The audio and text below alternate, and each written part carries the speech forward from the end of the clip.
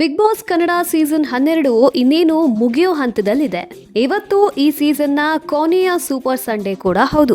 ಹಾಗಿದ್ಮೇಲೆ ಇಷ್ಟು ದೂರ ಬಂದು ಫಿನಾಲೆ ವೀಕ್ ಟಚ್ ಮಾಡದೆ ಮನೆಗೆ ಹೋಗೋ ಆ ವೀಕ್ ಕಂಟೆಸ್ಟೆಂಟ್ ಯಾರು ಹೇಳ್ತೀವಿ.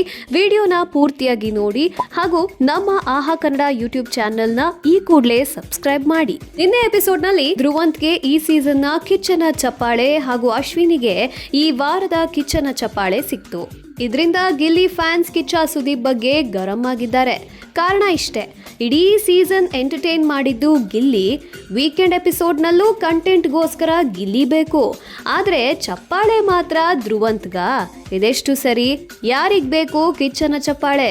ಗಿಲ್ಲಿಗೆ ಕರುನಾಡೆ ಚಪ್ಪಾಳೆ ಹೊಡಿತಿದೆ ಅಂತಿದ್ದಾರೆ ಫ್ಯಾನ್ಸ್.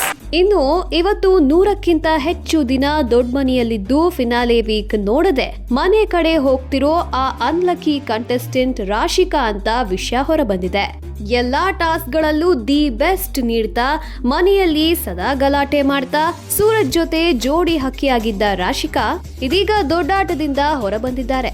ಕಳೆದ ವಾರ ಅಶ್ವಿನಿ ಹಾಗೂ ರಕ್ಷಿತಾ ಜೊತೆ ಸಿಕ್ಕಾಪಟ್ಟೆ ಕಿರಿಕ್ ಮಾಡ್ಕೊಂಡಿದ್ದೇ ರಾಶಿಕಾಗೆ ಮುಳ್ಳಾಯ್ತು ಅನ್ನೋದು ಒಂದಷ್ಟು ಜನರ ಅಭಿಪ್ರಾಯ. ಟಾಸ್ಕ್ಗಳಲ್ಲೂ ಅಷ್ಟಾಗಿ ಪರ್ಫಾರ್ಮ್ ಮಾಡದೆ ಕೇವಲ ಚೆನ್ನಾಗಿ ರೆಡಿಯಾಗಿ ಪ್ರಿನ್ಸೆಸ್ ರೀತಿ ಓಡಾಡ್ತಾ ಎಂಟರ್ಟೈನ್ಮೆಂಟ್ ಅಲ್ಲೂ ಹಿಂದೆ ಉಳಿದಿರೋ ಕಾವ್ಯ ಸೇಫ್ ಆಗಿದ್ದಾರೆ. ರಾಶಿಕಾ ಫಿನಾಲೆ ವೀಕಲ್ಲಿ ಇರ್ಬೇಕಿತ್ತಾ ಅಥವಾ ಇಷ್ಟು ದಿನ ಇದ್ದಿದ್ದೇ ಹೆಚ್ಚಾ? ನಿಮಗೇನನ್ಸುತ್ತೆ? ಕಾಮೆಂಟ್ ಮಾಡಿ.